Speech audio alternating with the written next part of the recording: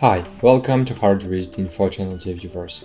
In front of me Mac device, and now I'm gonna show you how to enable Do Not Disturb mode on this device. So basically, if you have original Apple keyboard, so maybe you have the D&D mode on your keyboard, but if you don't, so you can find it in the mission control. So mission control is this button. As you can see, by clicking on it we can open the mission control, and here we have focus. By clicking on focus, as you can see, the logo with the moon is our standard Do Not Disturb mode.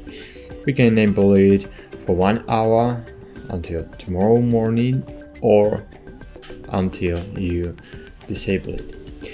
And that's it. Thanks for watching. Like this video, subscribe to our channel, and bye. See you.